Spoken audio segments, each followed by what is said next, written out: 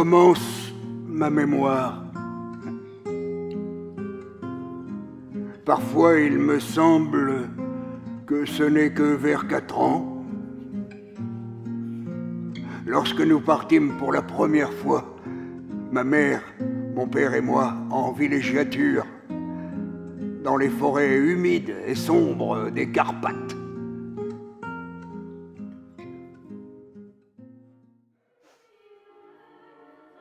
Il est difficile de comprendre comment grand-mère se trouve être la mère de ma mère. Maman ressemble à l'ombre trouble de sa mère. La synagogue de grand-père est une petite synagogue en bois. La prière est murmurée, presque inaudible. 1938 fut une mauvaise année. Des rumeurs bruissaient dans les moindres recoins. Et une chose était claire, nous étions pris au piège.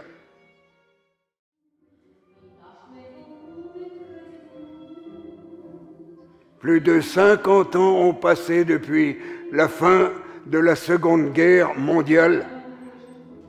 Le cœur a beaucoup oublié, principalement des lieux, des dates, des noms de gens.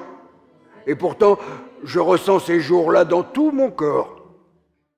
La mémoire a des racines profondément ancrées dans le corps. Ma mère fut assassinée au début de la guerre. Je n'ai pas vu sa mort, mais j'ai entendu son seul et unique cri.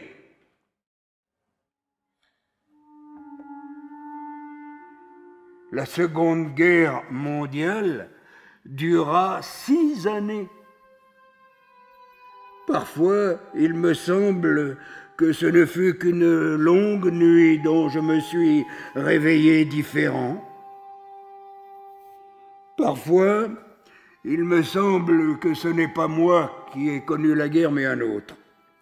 Quelqu'un de très proche, destiné à me raconter précisément ce qui s'était passé, car je ne me souviens pas de ce qui est arrivé, ni comment.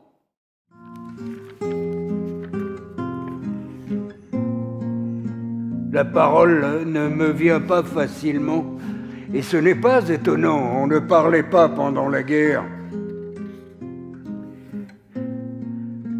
Chaque catastrophe semble répéter « Qu'y a-t-il à dire ?» Il n'y a rien à dire. Sans langue, tout n'est que chaos et confusion, peur de choses qui ne devraient pas faire peur. Mit was hebt sich wenn sie kommen. Amor dacht sich mir, als erst bei meinen 4 Jahren, wenn wir sinnen weg zum ersten Mal, die Mama, der Tate und ich, auf Datsche in die feuchte und Unde mi începe memoria? von die Carpaten.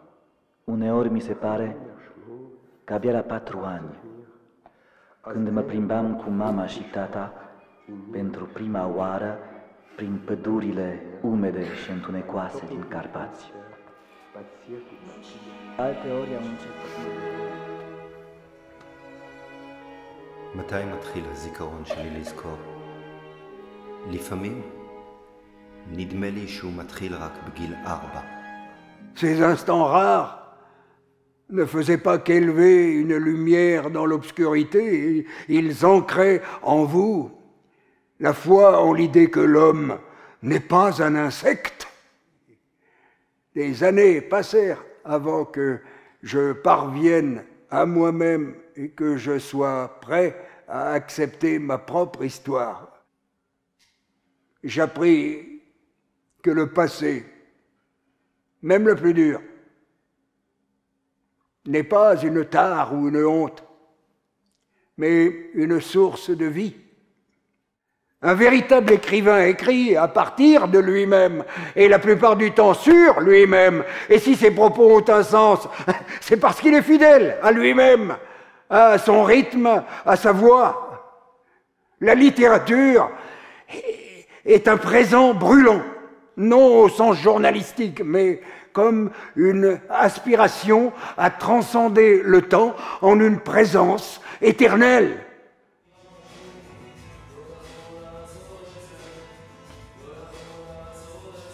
À la fin des années 80, à l'association La Vie Nouvelle, fondée en 1950 par des survivants de Galicie et de Bucovine, se déroulait une passation de pouvoir. Je me souviens du lieu presque à ses débuts. J'avais 20 ans.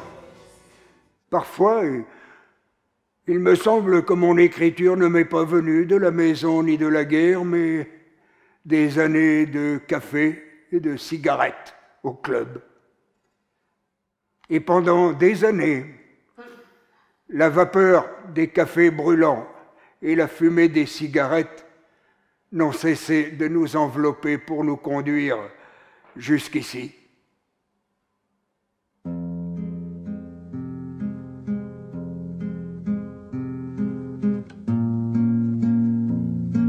מתי מתחיל הזיכרון שלי לזכור? לפעמים נדמה לי שהוא מתחיל רק בגיל 4, כשהפלגנו בראשונה אמא, אבא ואני לטיול נופש אל תוך היערות הלכים והאפלים של הקרפטים. אך לפעמים נדמה לי כי הזיכרון התחיל לנבוט בי קודם לכן, בחדר שלי.